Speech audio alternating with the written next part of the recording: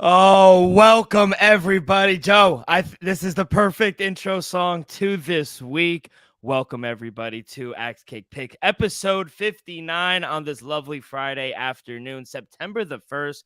Happy September, everyone. My name is D-Rock and I'm joined in the Gulf capital. Looks good out there now. No more hurricane. How you doing, Joe? Doing great. Yeah, it's past and it's calm now, And top of the first to you. Absolutely. Got the studio back up. I love it. Sounding great.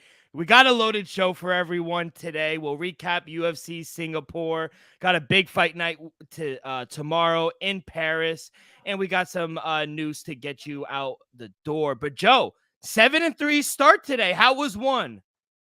One was absolutely fantastic. I went 7-3 this morning, so I started off today fantastic. It's been a great start. I love it, Joe. Way to go. Yeah, and if you Joe does a good job getting his plays out on Twitter. So whenever you guys want to go, he has plays up at a good time. You guys can follow him on Twitter at 10 seconds left. Joe, what kind of zero is that? Because I've always wanted to know. It's like a slash one, right? No, Like a never, slash zero. it should not be the case. I mean, it should be a normal zero. You can find Oh, me. Yeah, I'd never. Yeah, it's a normal zero. It's a normal number 10 seconds left underscore. 10 There's seconds. nothing And then different. it's the underscore. Absolutely. Yeah, I I don't know forgot about why there's a slash in some of it. I have seen that, so that's Yeah. it threw me off a little. But let's get right into it, Joe. What a weekend last week. I think we both had a really good week. UFC Singapore, Max Holloway knocks him out for the second straight week. You hit on the method of victory, gets the third round, TKO 23 seconds in. The Korean Zombie also retires. We will talk about Chan Sung Jung in a second, but let's give the floor to Max Holloway. I mean, what a performance. He was emotional all week for Hawaii and everything that he was going through and the people in Maui. What'd you think of his performance all week leading up to the fight? And then what did you think of the fight? Yeah, absolutely. And Korean Zombie, credit to him, man. And this was his last fight, I think all of us were screaming Zombie, Yeah. the song by the Cranberries at the end of that. But yeah, Max, he had a game plan and he stuck to it. And I saw it coming in that he was going to put the pressure on him and just try to outdo what his rival, because in all actuality, his rivalry is with Volkanovski. Without him, he would be the top guy. So the only way that he can kind of make a case for him to fight again is to outdo him, and that's exactly what he did. Yeah. Volk got him out of there in the fourth, fifth round, and he got him out of there in the third. Max did. So I thought he implemented his game plan perfectly, and I said it too. It was kind of like a retirement fight for the Korean Zombie, or maybe like a second win if he would get past Max. But after the incident with Hawaii and the wildfires, it turned into a Max Holloway main event, and that's exactly what we got. 100%. Yeah. Credit to the Korean Zombie, an amazing performance. And, personally, I've only watched him for 4 years, but I think he went out the way he wanted to go out on his shield, respectable. I mean, the scenes after the fight with his wife, the whole crowd coming in and leaving singing Zombie. I mean, I was rooting for Max, but you caught me singing Zombie. Like, I think everyone was screaming. So I'm glad he had it kind of in his home backyard, two respectable people. And I feel like, correct me if I'm wrong, you watched the UFC much longer than I have, but he's always been in the top 10, I feel like, of the division. He's fought the who's who. He said he apologized. He's never really gotten to fight for the title or be a champion, but I think no brainer, maybe a Hall of Famer, but an amazing guy. He elevated the UFC in Asia, and not just Asia, everywhere loves the Korean Zombie. So speak a little on Korean Zombie and what you saw in his career. Yeah, absolute legend. And very well, if he doesn't make a Hall of Fame career, he'll have a Hall of Fame moment, whether they put it as a fight or like a pioneer. And like you said, the Asian wing, if they decide to expand on that, because they can do a lot in terms of continents with the amount of fighters they have. Man, it's just a tough pill to swallow, man. Honestly, with Korean Zombie, he's had the prime of his career robbed from us because he had to have mandatory service for South Korea. Yeah. And we would have seen probably more out of him. We had expectations when he finally was clear to fight again, but like I said, it was like his prime years had just gotten taken away. So that was just tough, but we all love Korean Zombie. And in my opinion, we do throw the Hall of Fame around a lot. I think he is, man. Like I said, maybe start making up wings for, Africa, Asia, now Middle East, if it's Russia, different areas, so that we can get more people who have, pioneered their part of the world. Yeah, no, I think that's a great idea. And if he doesn't get in, I think he'll have a fight or a moment where he is partially in the Hall of Fame. But he had an amazing career. And he kind of reminds me of like Justin Gaethje, where he always has those thriller fights. And I think he went out exactly the way he did, and especially against a legend like Max Holloway. Speaking of Max Holloway, spinning it forward now, he's itching, he's clawing his way, he's making himself undeniable to where I think eventually he will get a fourth fight, with whether it's Volkanovski still there or someone. But what do you see left? Because he's kind of beaten everyone there. You got to think Ilia Topuria is probably going to be Volkanovski's next test. Maybe a Josh Emmett. I don't think he's fought Josh Emmett, but you got Giga Jacasey just got a win. He's calling out Yair Rodriguez. Brian Ortega's still on the mems. He just beat Arnold Allen. We don't need to see him versus Calvin Kattar again. We saw that massacre. What do you see next for Max Holloway? Maybe go up? Well, I wouldn't like to see it per se, but he did wind up on the wrong end of a Dustin Poirier decision, I believe. I know he got beat up a little bit, but if he decided to maybe go up, just because what is Dustin supposed to do right now? What is Max supposed to do? We don't really know. And yeah, you put more miles on both fighters, but it's kind of like a stepping stone for them, because like you said, Ilia Topuria should fight Volk next. I know a lot of people were saying that Max Holloway should fight Ilia maybe as a test and then decide the winner of that for the next title shot, but I think that they want to get some fresh blood in there. Max, unfortunately, he's on the losing end of three matches up with the champ. So, yeah, I think the UFC is going to put Ilia Topuria against Alexander Volkanovski, and then we're going to see Max Holloway in some type of fight. I just see that with his name, the only one that I see without someone else up with a plan is Dustin Poirier, and they fought once already. Yeah, I think they fought twice now, so that's a good call out. And yeah, but is he 0-2 against Dustin? He is 0-2 against us. And so to get that fight back, to get a win, I think they might have closed the book, though. It's a tough one, but I just have two guys that have huge names without real directions in their divisions. And they could definitely host a main event fight night card somewhere in the United States. So I like that fight. I was thinking that real quick, maybe a charity event for Hawaii. The Good Fight already donated money. Maybe something like that. And they're both charitable guys. They both have foundations. He does one in Hawaii. He does one in New Orleans. So you love to see it. So I think that is a good call out. And I do agree. I think Ilia Topuria is the next, not even just because they want fresh blood. The UFC doesn't want a fourth fight. That, and also the champ wants Ilia Topuria. And I think that moves the needle a little. When the champ is calling you out and the champ wants you, I think it holds some, especially when it's Volk, the pound for pound best fighter in the UFC. So yeah, it should be interesting to see what they do, but I do suspect in the near future. Do you even want to talk about this next fight? I mean, tough split decision for Anthony Lionheart Smith. To be honest, Joe, I hit just because I said, hey, the fight's going to start round 2.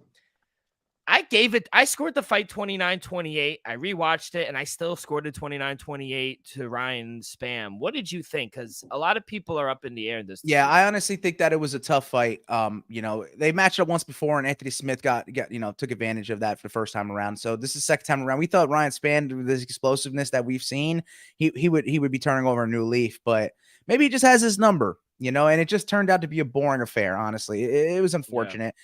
On my scorecard, I did have Ryan Spam, but yeah, Anthony Smith took that. I just thought it was such a boring fight, and like I said, Ryan Spam could have came out on that. So the fact that it ended that way, I think it just left a sour taste in a lot of people's mouth. Yeah, I agree. Anthony Smith, no movement in the division. He stays at number 8 in the light heavyweight division. Spinning it forward, though, for Anthony Smith, getting into a feud with Alex Pereira isn't the smartest decision, I would say, on his part, because, a lot of people could argue he hasn't looked good in his last 3 fights, boring fights at that. Alex Pereira is not the guy you really want to be messing around with. No. And Anthony Hart, he talks a good game, and I like him as an analyst, but I don't think that's a good spot for him. What do you see moving forward for Anthony Smith? Because he does want to keep fighting. I just don't. I think the UFC is going to use his name as a, as like I keep saying, a stepping stone. And unfortunately, Anthony Smith, he had his chance winning the title and could have taken it. A lot of people gave him respect for that, but like I said, he's on the bad side of a lot of people right now. I think they're going to use him as a gatekeeper, and he's going to get a bad matchup for him, and he's going to have to come out on top again. He wants to be champion. I think that's the goal from every fighter. As long as you're fighting, you want to be champion. So Anthony Smith, he's unfortunately not going to be in the good graces of the fans and the UFC, I think. Yeah, no, I agree. So it'll be very interesting to see what they do with Anthony Smith and Ryan Spann, actually. So great bounce back win for Giga Jacasey. He beats 15th. That was a good fight. Very good fight. Tough break. He broke his forearm in the first fight and still toughed it out through a decision. He broke his forearm on a kick, apparently, his manager said. So he took advantage. He did win all 3 rounds. I scored it all for Giga Jacasey. But, Bruce Leroy, he's tough as fucking nails. Got to respect him. UFC vet right there, man. Yeah, UFC vet. He's fought the who's who. He's been in the UFC for, like, ages. Since I think I was in high school. Like, almost, like, 10 years, if not 9, something like that, man. And do you like the call-out? Giga Jacasey called out Yair Rodriguez. I like that fight. A lot of people do. Yeah, I'd like it. I think it's a good test for Giga. He needs to keep winning these fights so he can get to the title that he so wants. And I think it was a good call out, smart one, but it's a bad matchup. At the end of the day, Yair Rodriguez is a dangerous opponent for anybody. Yeah. Your boy, Nakamura, what a debut. Unanimous decision. I thought it was so technical. I had him inside the distance, man. It was so close, man. It was really Rinya Nakamura's debut right there, coming out party. I think he might be the new guy in Asia. Don't you?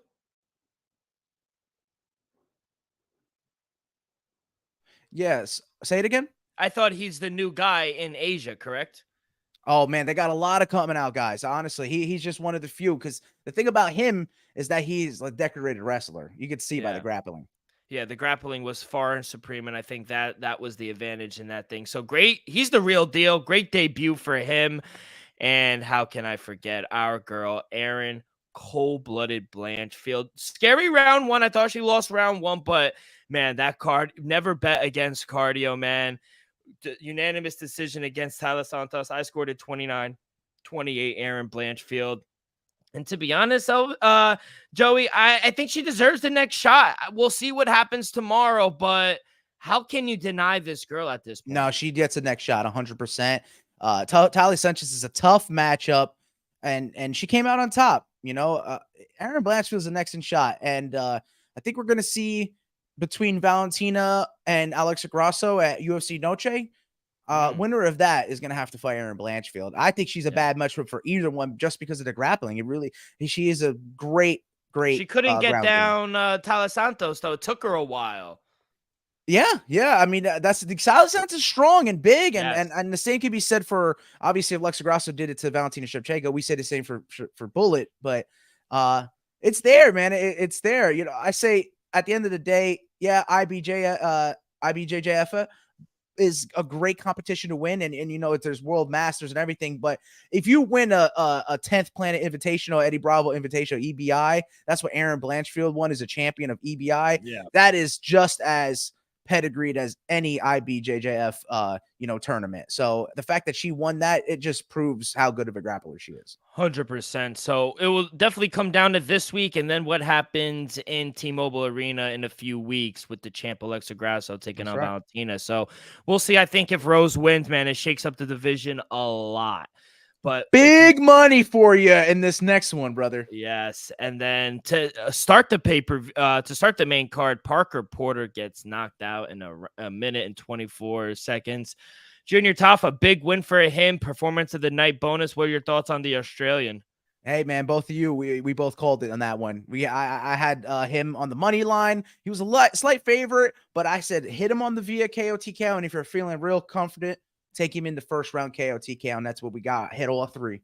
Yes, sir. And then our boy, shout out Elvis's cousin, Waldo Costa. Throwing 90s. He threw 90 right at Lucas Bresky's head. That's what he did.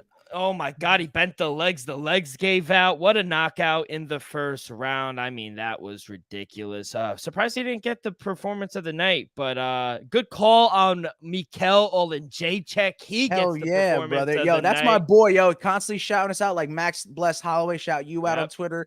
Mikel Oleksiejczuk, he shout us out right there. And crazy, I think the first time in UFC history that his fight and the fight after Garrett Armfield's fight Mm-hmm. both ended at the exact time in their 416. fights. Yep. Yep. Great call. Great stat. I was looking at that and I said, holy shit, I had no idea they ended it at the same exact time in the first round. Yep, man. Insane. So good First time fight. ever. Overall, amazing card. I go 5-1. I hit everything besides the main event. I was right on Max.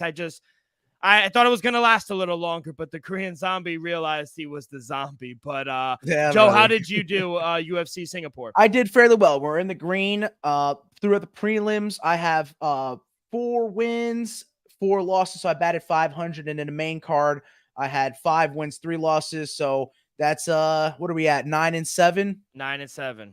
Yeah, so I went 9-7, not the best record, but hey, we had some good value for you, including that plus 1,500 to 15-1 Yes. third round KO TKO for Max Holloway. And then in my 10 seconds left segment for the weekend, I got the bare knuckle right. I got the Rice kickboxing right, but Alexander Usyk couldn't finish the job. What an abysmal performance by him. Yeah, no, that was bad.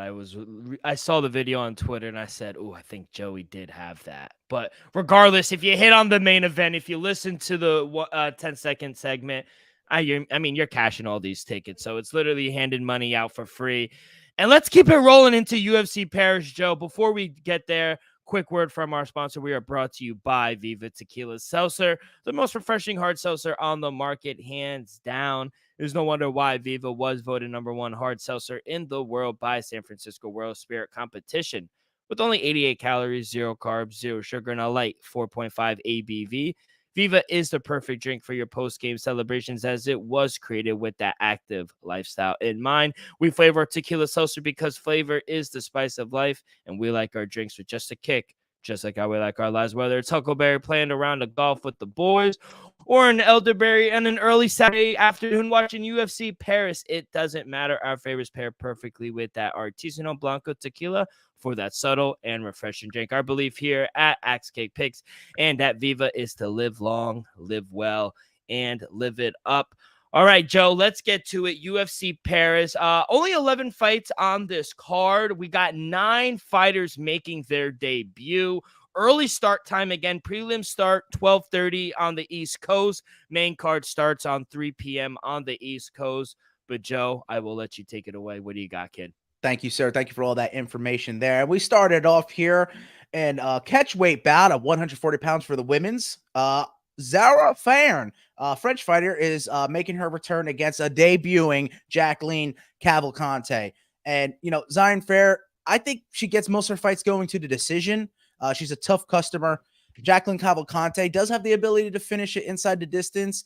But I just feel like Farron is a tough, like I said, she's gonna be a tough opponent, and she's not easily get out. The only time she did was, I believe, Felicia Spencer when she was able to take her down, and Megan Anderson, I think, also was able to take her down and submit her. So those are only 2 times she was finished inside the distance. Most of her fights have gone to decision.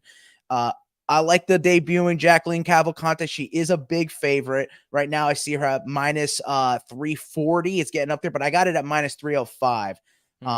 She is a part of a parlay that I'll get to at the end. Okay. So that's my money line play to start. She's up to minus 375 right now. It's climbing. That's crazy. Yeah. So I think it's a fair play, safe bet on the money line. Just a lot of juice to squeeze on it. The next one, Farid Basharat taking on Clayton Rodriguez. Exciting, man. A lot of people are expecting the undefeated fighter Farid Basharat to continue his ways, but Clayton, he's also, these Brazilian guys, super tough, super durable, and they really aren't easy to get out of there. I have a play for Farid Basharat on the money line. I got it at minus 315. He as well. We're starting it early, trying to get you some value. These guys are massive favorites. I'm going to put him onto a parlay as well. So we go right into the next one, and that's another one, 135. I think real weight class for the first fight is really supposed to be a bantamweight for these women. So we got them here again. Nora Cornoli, she took on Jacqueline Cavalcante. back in the day. It's taking on Jocelyn La Pantera Edward, not La Pantera. She's a dangerous fighter. She's a tough one. She's got crisp striking. She keeps everything at the end of her punches. I just don't know how much I believe in Nora Cornioli, honestly. Like I said, she lost a decision to Jacqueline Cavalcante, and we don't even know if Jacqueline Cavalcante is really all that proven. So we got to see what's going to happen there. I just think that Nora, I've seen her fights before. She really waits to take her opponent's out as a head and arm throw, and that can get for low-class fighters, but I do feel like Jocelyn Edwards is a high-class fighter. Her Muay Thai is slick. She can throw elbows. I'm taking her just on the money line as -105. It might still be sitting around a pick 'em. Last time I saw -118 right now for Jocelyn Edwards, so she's the favorite. Yeah, okay. She a slight favorite, but Joe, from the looks of it, 3 fights in, we're fading the Frenchman and French woman. Yes. So actually, as it turns out, I'm looking at the card, and I know we got a lot of debuting French fighters and a lot of debuting other fighters. I don't think we're gonna get like a London card here where all the London fighters win. I think that Paris French MMA is behind a little bit. So no disrespect, though. No disrespect. They have some ways to work, and they have super amount of talent, and coming out of there is palpable. But I think only about 3 French fighters I have winning on this card. So we'll go right into the next one. There we got another nice matchup here. I like it. And Angelusa is taking on Rise McKee, and Rise McKee has found his way back to the UFC. Angelusa has only lost a decision. He hasn't been finished, but I see him being able to get taken down and taking advantage of it. If Rise McKee utilizes his takedowns, I think he can win this, and I think he can get him out of there with a submission. So here's my play. I got Rise McKee, the start of the Irish return. Money line +150 and via submission at +1200, 12-1. Getting a prop out there early, but also taking him on the money line as a dog. So do you have anything here? No, nothing here yet. Well, we keep it on to the next one. And like you just said, the Irish fighters, baby. He's supposed to fight another person, but that fight got called, and now he's taking on Taylor Lapilus. So Colin Lorraine, man, I think the dude he's an undefeated fighter. I think he could be a next coming, not necessarily of Conor McGregor, but just the truth, like the hope for Ireland. And I have him, man. I know he's a dog here, and he's flipping the bird and doing all types of stuff. I think he's a savage. I got him on the money line at +145, and I have him via KO TKO at +500. I'm going with the Irishman in Paris. I love it. Sprinkle a little on the heel, Colin Lorraine as a dog. I got him at +154. Taylor Lapilus, I was looking a little into him. He's the older, he's obviously the more experienced fighter, but he's also been inactive. He hasn't fought in a while. He's fighting Lorraine that's on a huge winning streak. And like you said, he's knocking all of his opponents out in Cage Warriors. Give me the dog, Lorraine, on the money line +154, baby. The Irish are strong. That's right, baby. We're not here to take part. We're here to take over. Let's get into the main card. That's a good featured prelim for them right there for UFC Paris. And we get into the main card, starting it off. Morgan Charrier is taking on Manolo Zaccini. I got to go with my Italian fellow here. Big underdog. I honestly am looking at their resumes, and I think this dude's being slept on. I think you get great value just taking him on the money line. Give me Manolo Zaccini at +280. Hey, that rhymes at 280. I love it. A lot of dogs, Joe. A lot of dogs. They're barking. I'm telling you, a lot of these fighters are underestimated. They think that the Paris fighters, the French fighters, are going to dominate. Not so fast. I think the Frenchman in this next one will. And I do as well. We got a good one. William Gomez, man. I think he's a really good fighter. Taking on Yanis Jamori. He's a Frenchman as well. So you got French taking on French, but he's a desert warrior. So I think he comes from somewhere else. But as a Frenchman, he has a 12-1 record. William Gomez, he's lost only 2. He's 12-2. I just think he's more polished, and I think he has great stand-up. And I think if the fight gets to the ground, I think he has enough grappling and ground ability, William Gomez does, to stop the fight from ending or being in bad positions. I really think he takes control of this one. I think he's a favorite for a reason.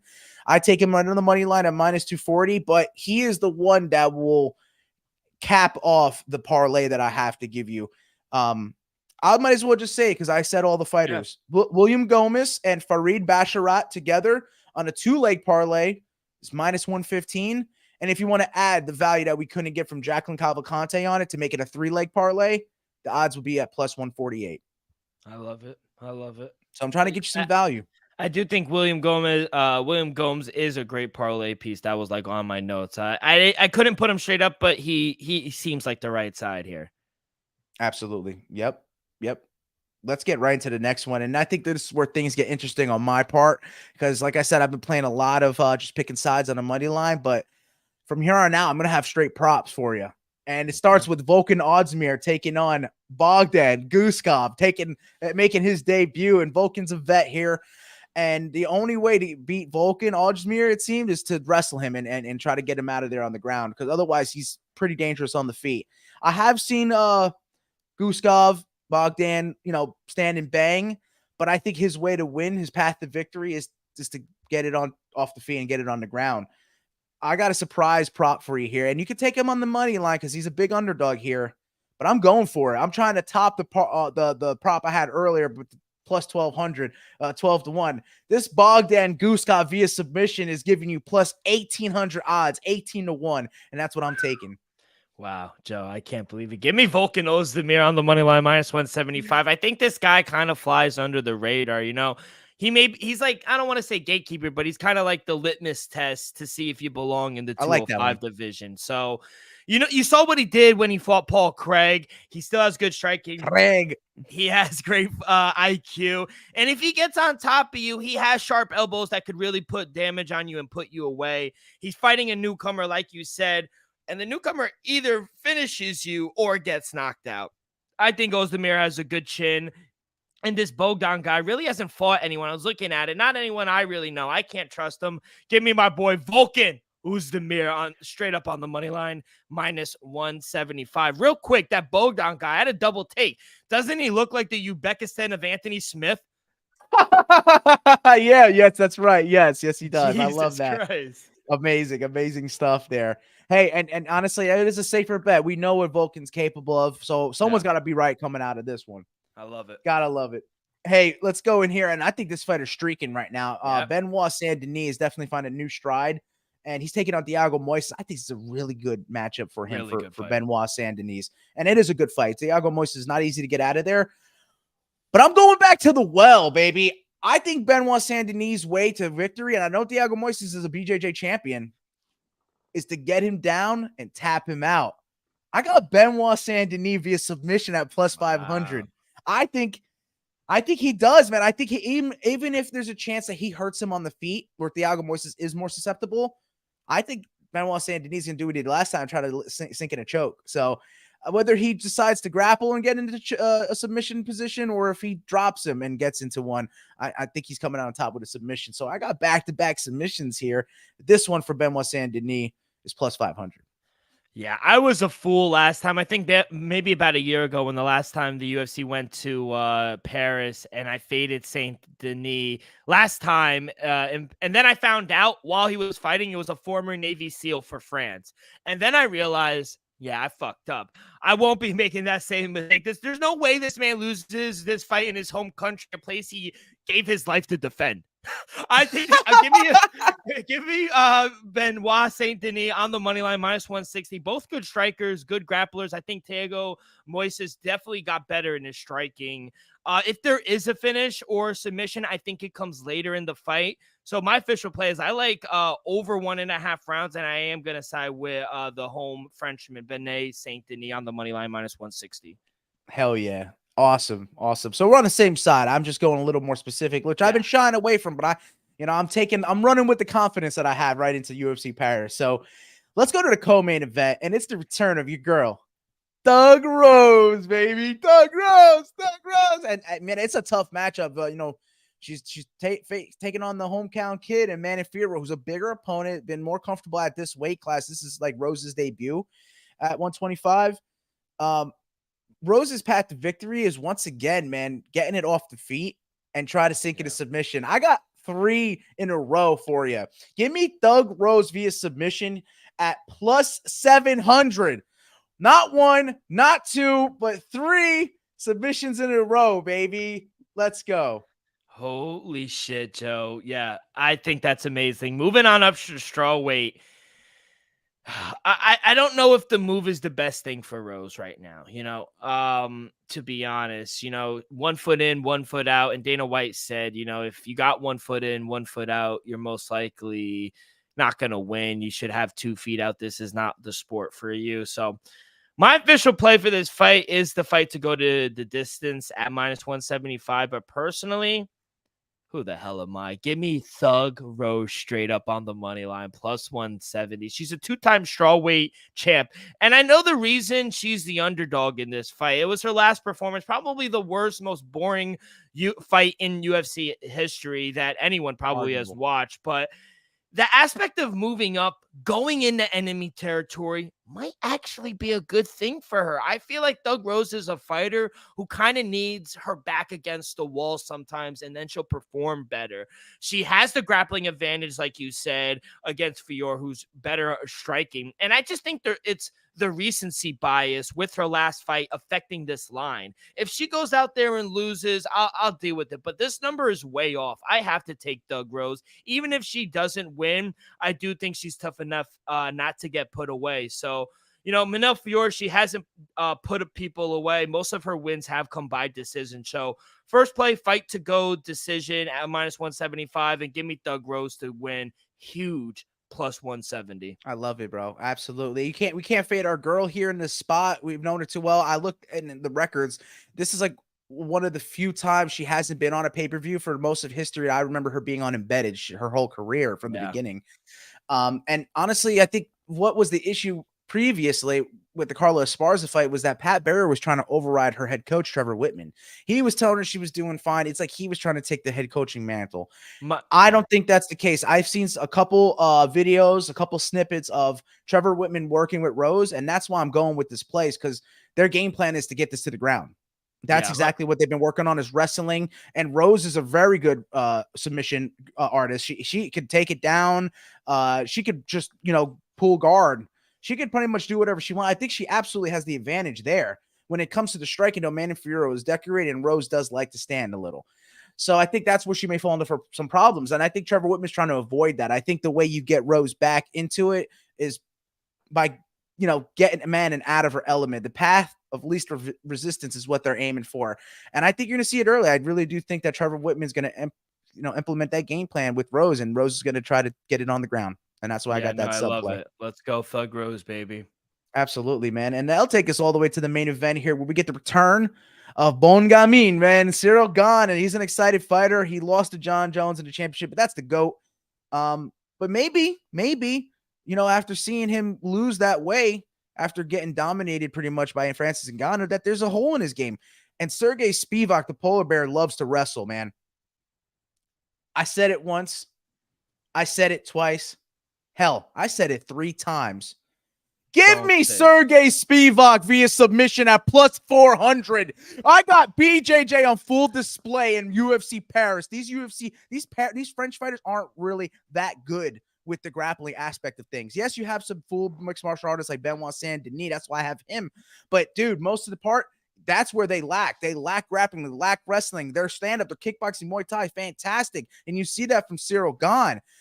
But it seems this man can't wrestle for his life. And as soon as Sergey Spivak comes out, I think he's shooting for a takedown. I think he's going to try to get it to the ground, where we haven't seen Cyril Gane do anything. If it's on the feet, man, it's Cyril's fight. It's Cyril's fight. It really is. I'm going with the underdog. If you want to take it on the money line, you can. But I'm all over Sergey Spivak just because the massive hole I see from Cyril Gane and the momentum of this entire event. I really think we're going to see Brazilian Jiu-Jitsu on full display. Real quick, I want to ask you, is this do or die for Cyril Gane? Because if he loses here, you could kind of kiss the title shot away for maybe about a year, maybe a year and a half, because you got Tom Aspinall, who will be there live. He'll probably get winner of this. We have who's Sergey Pavlicek, the #1 ranked heavyweight. He's going to be the backup fighter for John Jones at UFC 295. If Cyril Gane loses this fight, he could kind of kiss his title dreams, not goodbye completely, but for the meantime, goodbye. So is this do or die for him? Pretty much, man. I mean, I wouldn't put it past him if, depending on how he loses, that he just like retires in Paris. I know that's very, very crazy to say, Whoa. but We gotta I mean, clip that. depending on how he loses, man, he really just might get out of there, because I don't think the UFC is going to cut him. Mhm. But you're right, man. His entire hopes of being a champion 3 times now, we see what his hole in his game are. You know, Tom Aspinall could wrestle him. Jolton Almeida is going to be able to wrestle him. Dude, Jeez. he's going to have no matchups left for him in the UFC. So I think, unfortunately, he may be between a rock and a hard place if he loses this. This is do or die for Cyril Gane. He needs to win this to stay in contention. If Sergey Spivak wins this and does it convincingly, he's entitled contention, and that just puts a damp in what Cyril Gane's trying to do. And I wouldn't put it past the man. Not that if he wins, he's going to stay in it if he wins, but if he loses, and he loses bad, where else to retire, honestly, than Paris, than your home place, you know? I know it's a tough pill to swallow, and you probably wouldn't expect that. I don't know how many fights he has in his contract, but like you said, what is there left for Cyril Gane? There really isn't anything. My question now is, do you think, and then I'll get into my pick, but because you brought up great points in your breakdown, and I just wanted to get your thoughts on, because this is what I've been thinking the whole week leading up to this. Do you think it's a little recency bias? So, for example, like, we prepare for a football game, and we watch film, and then they come out and do something that, we really didn't expect, and they punched us in the mouth. I don't think Cyril Gane expected Francis Ngannou to out wrestle him, and I don't think he was actually practicing his takedown defense. And yeah, we'll put the John Jones one to the side because he's the GOAT, but I think people are blowing his takedown defense a little out of proportion with the Francis Ngannou. Am I a little off base on that? Or I know you were saying you see holes in it, but I don't think it's as bad as advertised. I can understand that. He's put the work to a lot of people. I mean, Derek Lewis, Tai Tuivasa, he looked very good in those. He had a decision win against Jairzinho Rozenstruik, Volkov. Those are dangerous guys. They put him on the map with Junior Dos Santos. Yeah, I mean, it could be just bad luck, bad timing, not expecting Ngannou, and just dealing with John Jones. Like you said, that could just be John Jones there. But maybe if I could go away from Cyril Gane for a second and look at Spivak, his wins recently aren't the most impressive. Greg Hardy coming off a loss from Tom Aspinall. Not in the UFC. It goes to Sakai, not in the UFC. And Derek Lewis looked honestly like shit prior to his last fight. He's I don't know what he it was. He didn't have the abs. That's what it was. Exactly, bro. He wasn't training with Nick Diaz. You saw that? I love that. So, I look at, they're not the most impressive wins, and there are actually some disappointing losses on Sergey Spivak's record. But the same can be said for Cyril Gane. I think this is a good matchup for them too, man. I agree with your point. I actually think you're right. It could probably be that he was caught off surprise, and he just wasn't ready for Francis Ngannou to just totally change his game plan mid-fight. I really think he took that upon himself. That's why I have Francis #1 in MMA still, because at the end of the day, John has been away from the sport, and Francis was waiting there. That's why I still have him at #1. John Jones is still one of the baddest on the planet, if not the. Yeah. But just in terms of how it worked out, I do have him up there for a reason. So, yeah, it's going to be a great fight. I can tell you that. I think this is really peak UFC matchmaking. It's kind of do or die for both guys. And how else to get numbers that you're going to get than putting Cyril Gane in Paris, He could be one of the few guys to revolutionize their country's sport. He's just because how educated a striker. Yeah, man, he really is. And don't forget about MVP, free agent. Yeah, man. Oh, but he's on UFC. He's signed, man. So Michael Page? He's signed to the UFC, man. 170. He's got a fight upcoming. They're going to announce something soon for him. Yeah, bro. Wow. No, it's fact. Look it up.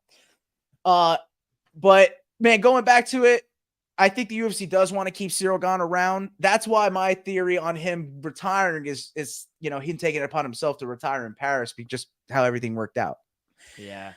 I do like Cyril Gane, but yeah, it's great matchmaking. I just wanted to ask you that because those were some of the things I was thinking about leading up to this, and I agree. I think it's a little blown out of proportion, just a little. Just a little bit. It's very, very interesting, though.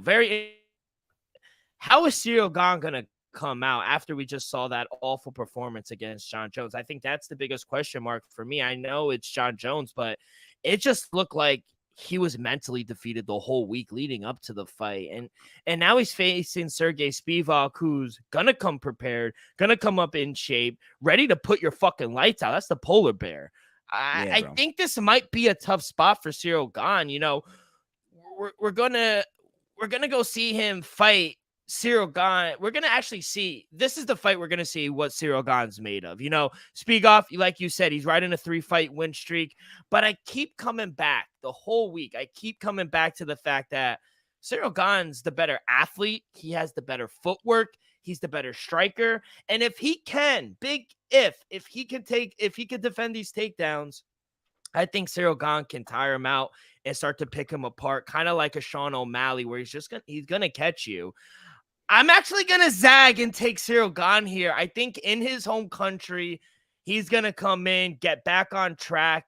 He knows the only way he loses this fight if he gets taken down. I think he's addressed his takedown defense. Give me a Cyril Gane on the money line, -170, and give me Cyril Gane via inside the distance at -125. I think he puts him away a little early. One can hope, because I haven't seen, honestly, you see a lot of the guys that have had kind of like takedown defense issue working with someone with great takedowns or great takedown defense. I haven't seen him training with anyone. So that's kind of what went into my play as well. Because I have been looking into a lot of these guys' camps, and I just hadn't seen anything from that. So I hope that he's been working on his takedown defense. One can only hope. Joe, you've hit 2 weeks in a row your long shot method victory for the main event. Can we make it 3? I actually have a method of victory. I'm trying to get in on it now. Give me Cyril Gane second round. Honestly, I gave those 4 props in a row for the main card.